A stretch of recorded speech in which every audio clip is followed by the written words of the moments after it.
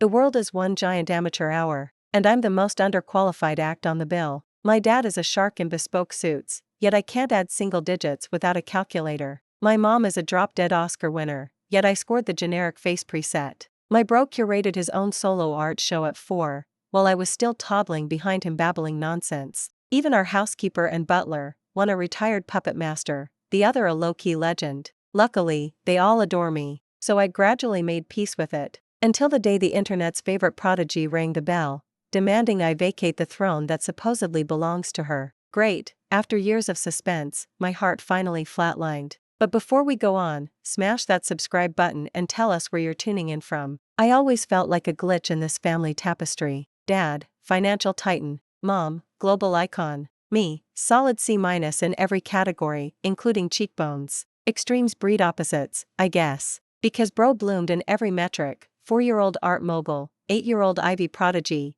15-year-old entrant on the planet's hottest faces list. I wanted to seethe, to warp, to slither in the shadows. Instead, I negotiated a ceasefire with myself. Even the luckiest graveyard stopped sprouting green flames, so I drifted through life on snack food and inertia, until the viral genius showed up at our door. The nurse from the delivery room confessed, she mixed us up. I'm the real sterling heiress. Someone this mediocre? No way you're their kid. Today, I'm reclaiming everything that's mine. Daphne arrived solo, but she brought the energy of an entire entourage. Certain and loud, she sent not just me but the whole household, 3 sterlings plus me, into silent chin-stroking. Ice-cold dad, switched? Blam mom, how should I know? After birth I was busy counting stretch marks. Didn't Julian take the baby? Expressionless bro waited 3 beats, then delivered. I was 3. Blam mom regrouped and deflected. But you adored the baby, kept asking if you could share that fun toy with your little girlfriend Nan Nan. Nan Nan wasn't my girlfriend. Yet every time she saw me she sweetly called me mommy. I squirmed like a worm on a skillet. Daphne's complexion turned volcanic. Watching mom and bro career off topic, I sprang up. Dad, mom, bro, compare my face to hers, clearly you 3 are the matching set. She pointed straight at Sophie. I rubbed my aggressively average mug and nodded. Growing up, bro's praise roster ran handsome, stunning, carbon copy of dad.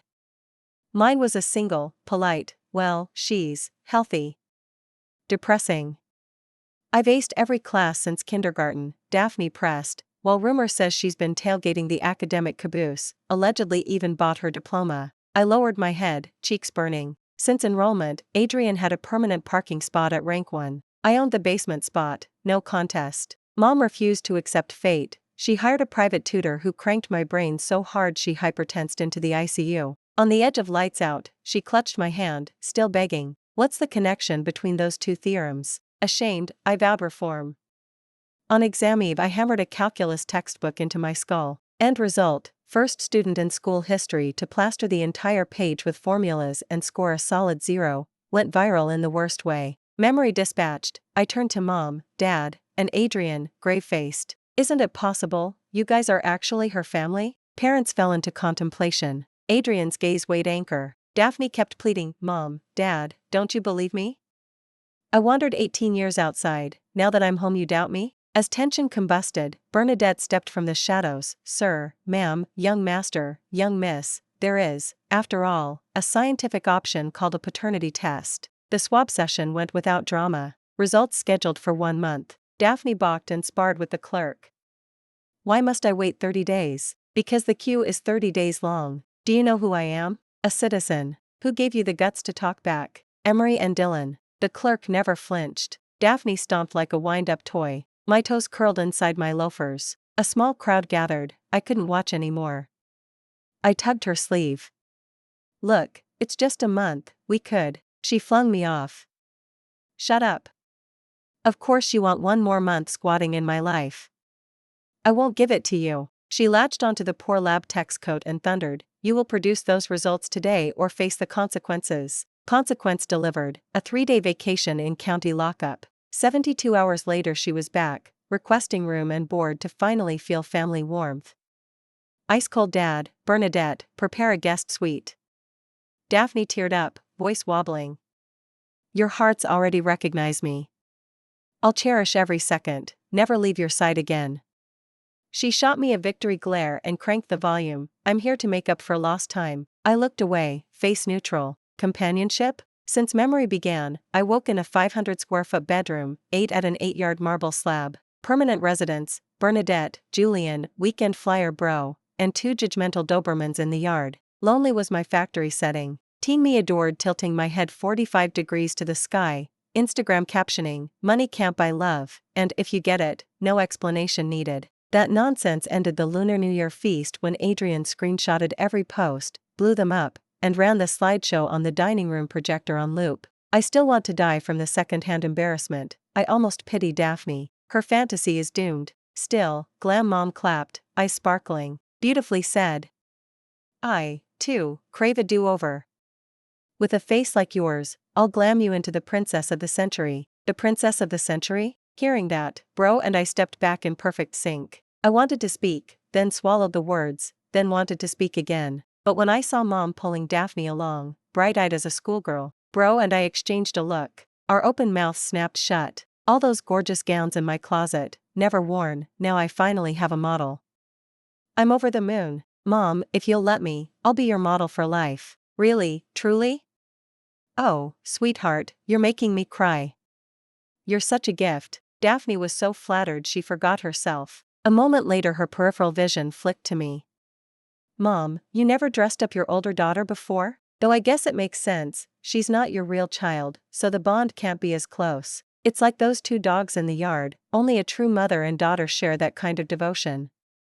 A fake will never be real. Daphne kept talking, each sentence more barbed. Watching them curl together is like a mirror of our family. I couldn't help reminding her, Rusty and Shadow are both male. Daphne's smile froze. Me, they were neutered years ago. Daphne's face cycled through every shade of mortification, but soon her smirk climbed back into place. Mom dragged her upstairs in giddy excitement, and Daphne shot me a victor's glare on the way, never noticing the sympathy in my eyes. Good luck, girl. Lunchtime. 4 of us at the table again. Me, bro, mom, and the dopamine doll they'd trust her up to be. Lavish gown, priceless jewels, Casey, not haute couture, a top hat fascinator. I stared at the 8-tiered cake of a headpiece and the corpse of Marie Antoinette makeup and felt pity I couldn't measure. Ever since we were kids, international actress mom had dreamed of crafting the perfect doll. Sadly, I was mediocre by nature and allergic to effort, so she gave up in despair. Adrian, though gifted, inherited dad's Shark Tank aura. By kindergarten he could kill with a glance, sending mom retreating every time. I knew, though, that she'd never truly surrendered. Her collection kept growing, once even ordering life-size dolls in dad's name. The tabloids had a field day with that. Back in the present, I watched Daphne held rigid by a corset, unable to sit, forced to eat standing up.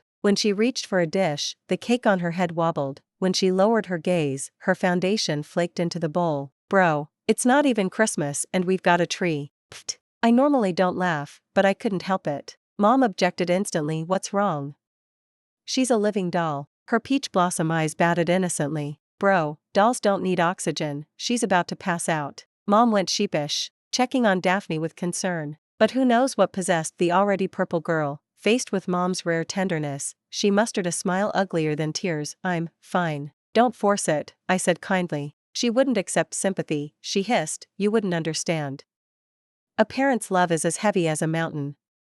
These aren't restraints, they're love with weight. The instant she declared that weight, a crisp crack rang out. Daphne's face contorted, her body shook, and, propelled by the 8-layer cake, she toppled backward in a thunderous crash. Pandemonium followed. As expected, parental love, heavy as a mountain. When Daphne returned from the hospital, Dad was home too. I watched the mummy-wrapped girl escorted upstairs by our parents, then tilted my head at the sky, lost in thought. Miss, don't overthink it, you've lived 18 years under this roof, Bernadette whispered, draping a throw over my shoulders. I straightened, met her gaze, and said solemnly, Bernadette, I've figured it out. The nurse who swapped Daphne and me was a genius. Morgan's eyes clouded. I patted her shoulder and went on. She foresaw their stars were fatally incompatible. 2 visits and look at Daphne, imagine 18 straight years.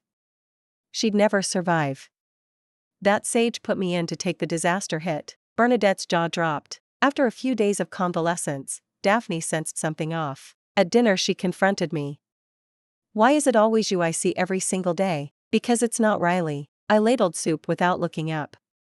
Wait till Riley, you'll clock 1 extra. Where are Mom and Dad? She demanded. I sipped, thought. Turkey, France, Ellis, maybe Paris. Half her face darkened. She cursed me for reciting lyrics like a lunatic. I spread my hands, no luck convincing her I was literal. Finance titans shuttle skies, Oscar queens leap continents. Daphne couldn't cope. She glared until her eyes reddened, the way Shadow used to when I first rescued him. All wounded pride until one squeaky toy ball sent him racing the yard in delirium. But that ball's been Shadow's for years, offering it to her. Shadow might sulk. I wet my lips. Tell you what, want to join my crew? Daphne burst into noisy tears. Whatever strings she pulled, that night Mom, Dad, and Adrian all appeared. 5 sterlings, 2 staff, 2 dogs packed the living room for the first family meeting of my life. Daphne opened. Dad, Mom, I want to be your real daughter. They exchanged glances. The test results are back? Mom asked, flipping the calendar. Feels like I only left yesterday. Pulled-faced Dad frowned at his laptop. 3 months and still no deal on the Southside project, morons. Stoic Adrian, 3 days, 18 hours, 37 minutes. Dad and Mom lowered their devices in perfect unison and exhaled. Daphne's face crumpled even more. Dad, what I mean is, I've finally come home. I want to shoulder the responsibilities a sterling daughter should carry, instead of lazing around waiting to die like she does. She jabbed a finger straight at me. I got it instantly. You want to be the heir? His tone was ice, those narrow eyes pinning her in place, the scalpel-sharp insight in them stole her breath. Daphne pulled herself upright. The Sterling children are all equals. I only want to share the load and become someone Mom and Dad are proud of, just like you, Adrian. Dad, please, trust me, I've always looked up to you. I swear I'll prove I deserve a chance. Pfft. I couldn't hold it in, I slapped a hand over my mouth. Ahem. Behind me, Bernadette and Julian cleared their throats in warning. I snapped my lips shut and tucked away the grin I hadn't hidden fast enough. Sophie instantly shrank her presence to subatomic size. Daphne kept talking, spilling years of loneliness, the ache of never belonging, voice cracking, tears streaming. Even Mom's eyes glistened. Victor, the girl only wants to feel she belongs. Maybe we could. Dad's brow stayed locked, his aura pure boardroom emperor. Then Bro spoke. I've got no objections. With Adrian's blessing, Dad finally relented. Fine, Julian, schedule her classes tomorrow. Daphne lit up like Wall Street on IPO day. When she glanced at me, her smile could have floated above a Thanksgiving parade. I dropped my gaze and exhaled. Kid, you have no idea what you just signed up for. Day 1 of Classapalooza. Daphne was crying again. She stood on tiptoe in front of the mountain of books and workbooks, brain cells visibly withering. Julian waited at parade rest, face neutral. Miss, starting today I'll engage specialist tutors for one-on-one instruction, exactly the same regimen the young master followed. He began as a toddler, so naturally he's miles ahead, but don't worry, I've mapped out a systematic crash course. You'll catch up. Today's menu: corporate finance, management theory, market analytics, strategic planning, piano, Sam, hammered dulcimer, German, Arabic, Spanish, astronomy. Hold up. Daphne's lips quivered, tears one blink away, clinging to the last shreds of denial. Why on earth do I have to study astronomy? Julian, on top of that, household arts. Every Sterling child is expected to excel across the board. Daphne, but she just lounges around all day. She thrust a shaking finger at me. I froze, half a potato chip dangling from my lips, eyes wide above my laptop screen. I'm doing my job description, professionally waiting to die. Daphne's face went full pâté. From then on, her days began at 5 a.m., up, showered, breakfasted, then 1 hour of dulceable torture, 1 hour of German declensions, followed by finance boot camp, with a 60-minute piano chaser wedged in, straight through to lights out at 10:30. Rinse, repeat. Net result? Before, she complained the mansion felt empty because only I seemed to live there. Now she meets a new PhD every hour, just never me. No more quality family time speeches either, she's too busy kissing the carpet. The saga ended when exhaustion pitched her face first onto the parquet, snapping the already cracked rib she'd arrived with. She lay in bed, sheet white, breathing like a glitchy app. I parked myself beside her and offered comfort. Remember, kid, nothing's impossible if you give up. Her eyes flashed radioactive green. I tore open a spicy snack strip and dangled it over her. She wept genuine tears, speechless, chest heaving, only a strangled HRRK escaping. My arm got tired. I was debating lowering the strip when my human glacier of a brother stepped in. Bro. The moment Daphne saw Adrian, the waterworks rebooted, picture-perfect droplets rolling down porcelain. Even a straight girl like me felt the tug, yet he walked past as if she were lobby art, hands in pockets, and delivered the edgiest line of his life in sub-zero monotone. Heavy is the head that wears the crown. Daphne's soul visibly flatlined. I couldn't watch anymore. I coughed to break the ice. What brings you home? Logging on. I knew the code, but my face screamed nope. I clutched my stomach, ready to escape to the bathroom, but he cut my cast time now. My eyelid twitched. No mercy, little sisters are unpaid interns in Adrian's world. So, under his liquid nitrogen glare, I surrendered the spicy strips, pulled out my phone, and opened Kings of Glory. Friends list or randos? Peaceful farm or bloodbath? I was already mourning my win rate when the loading chime, Timmy, sounded. From the pillow came Daphne's cracked voice, bro. I play too.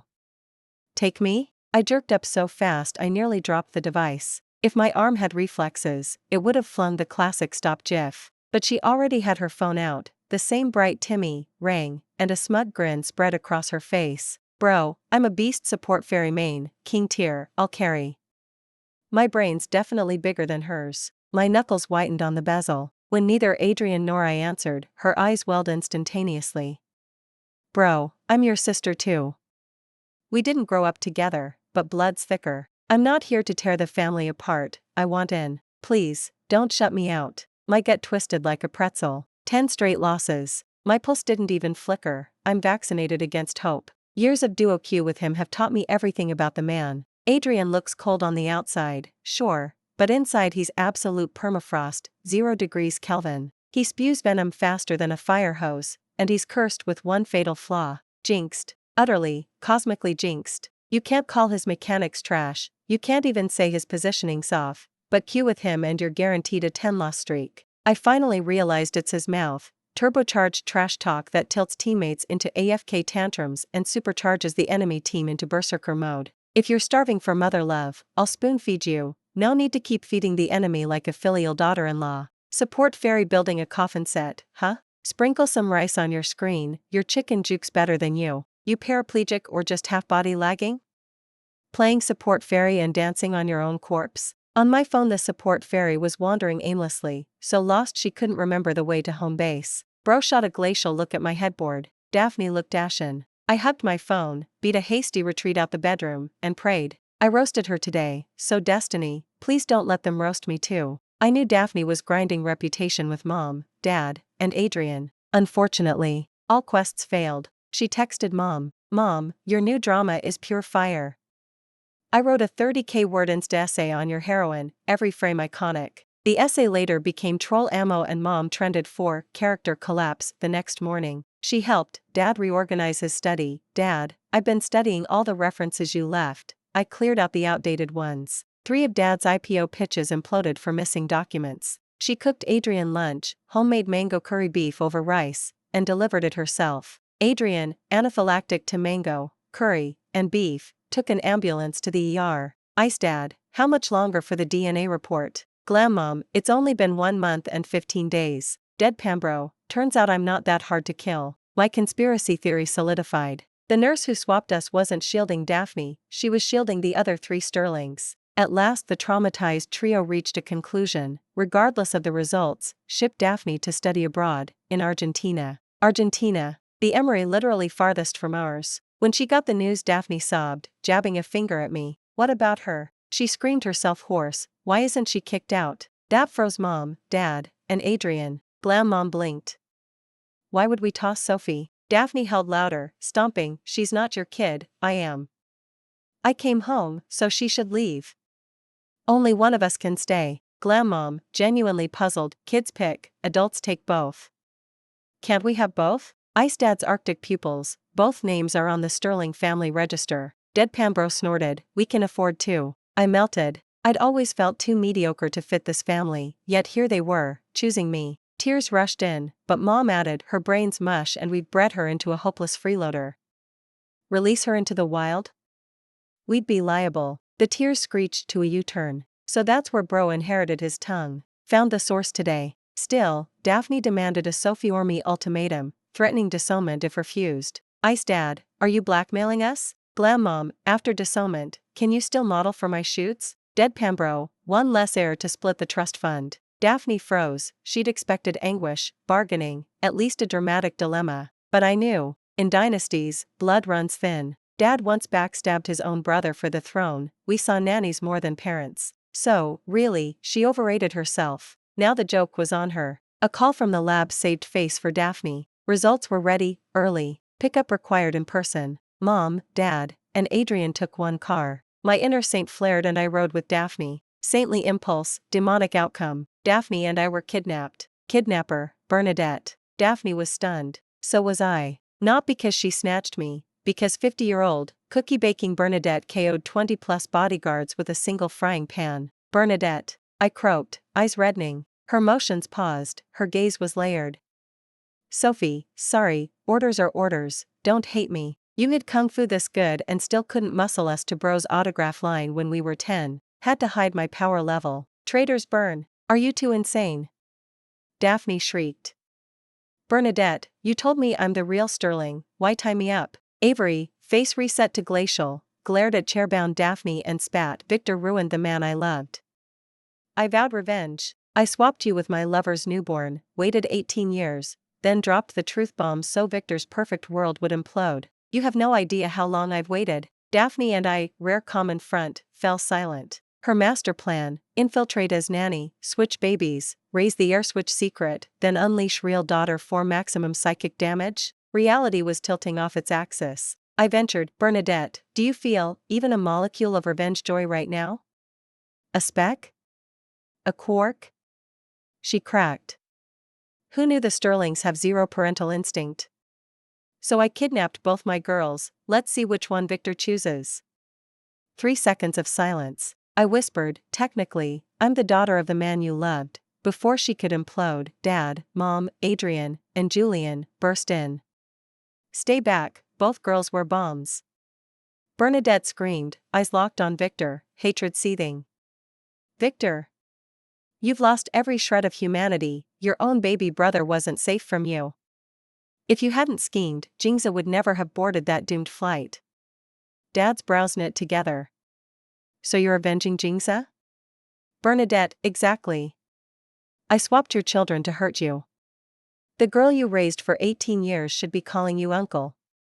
Bet you didn't see that coming, you ruined Jingza, then end up raising his daughter. Mom started crying. The child is innocent, Bernadette. Hate the sinner, not the kid. If you want revenge, take it out on him. She yanked Dad forward. Adrian side-eyed, cutting out the middleman, smart. I wanted to laugh, but the bomb in my hands cramped my style. So I kept pleading, Bernadette, look at me. I'm the only piece of the man you loved still breathing. Bernadette hesitated a beat, then turned cold again. I can see you barely care about your real daughter. It's the one you raised that you actually love. So today I'll kill them both in front of you and leave you alive to suffer forever. Her thumb hovered over the detonator. Wait. At the last millisecond Julian spoke. Quinn, look at me. Reality finally twisted into something I couldn't recognize. My parents weren't my parents, they were the real heiress's parents. Adrian wasn't my brother, he was the real heiress's brother. Bernadette wasn't the nanny, she was our enemy. Julian wasn't the butler, he was my, well, honorary uncle, biological dad? When Julian peeled off his mask and revealed a second face, my belief in materialism cracked. The next second Bernadette gasped, Jingza, bro? Julian was the younger brother I'd never met, the one Dad supposedly murdered with math and a plane ticket. According to him, he hadn't been murdered at all, just sick of the family chessboard. So he and Dad staged his death, ghosted around the world for a few years, then slipped back under the alias Julian the butler. Bernadette stood frozen. So, no revenge needed? None. Then what were my 18 years of plotting, performance art? Call it a lovecom brain freeze. Hostage crisis, solved. Next item on the agenda, the living room, Taylor. So I'm your daughter? I asked the man on the couch, Julian, honorary uncle edition. Staring at the face even more unfairly handsome than Dad's, I couldn't muster the courage to sit closer. Uncle, nope. You're big bro's kid, full stop. My turn to short circuit. Adrian whipped out a DNA report and waved it between Daphne and me. The verdict, 99.95% match with Victor. You're my sister, he said, voice as chilly as ever, eyes sweeping over me in classic disgust. Though you sure don't look the part, Bernadette, impossible. I did swap those babies, she insisted. Julian shrugged. You switched them once, I switched them back. Mystery solved. Translation: after Bernadette pulled the first switch, Julian secretly reversed it. To protect her, he'd kept quiet for 18 years. Daphne, so I'm your daughter? Her eyes were wide, blazing with outrage. Apparently becoming a butler's kid was a demotion. Uncle, also no. My wife was cheating back then. She claimed a posthumous heir to grab more of my estate. Your actual father could be anyone on the guest list. He offered a consolation prize, but hey, you can call me Goddad if you want. Daphne looked like she'd been unplugged. Eyes bulging, lips trembling. When the statue routine got old, I stepped in and patted her shoulder. If you need to cry, just cry. Wah. Bernadette left with Julian. Daphne accepted a one-way ticket to study in Argentina. Me? Back to my scheduled programming of professional sloth. Yet the mansion vibe shifted. Ice-cold dad quit red-eye flights. Glam mom quit 5-star sleepovers. Pokerface Adrian switched from boarding school to daily commute. We lost Bernadette and Julian, but gained actual parental units. Dad even organized a family picnic. I muttered, you guys don't have to move back on my account. Pokerface Adrian, we reflected. Turns out we shorted you on security. Me, I was coping. Adrian, save it. The second the results were pending, you'd already pre-packed your escape kit. I swallowed. You knew? Knew I'd stashed a go bag, ready to abdicate and vanish. Sophie, Mom said, eyes softer than I'd ever seen, we never doubted you were ours. Something slammed inside my chest. When Daphne showed up, I'd instantly branded myself the fake, because swans belong with swans, and I'm just an average duckling. I thought, my nose stung. Before I could finish, the guy behind the wheel drawled, relax, no family tree pumps out prodigies forever. I closed my eyes. Great, my heart finally landed, only to flatline. Thanks for listening. If you liked the story, smash that like, share with friends, and drop your thoughts below. Subscribe for more. See you next episode.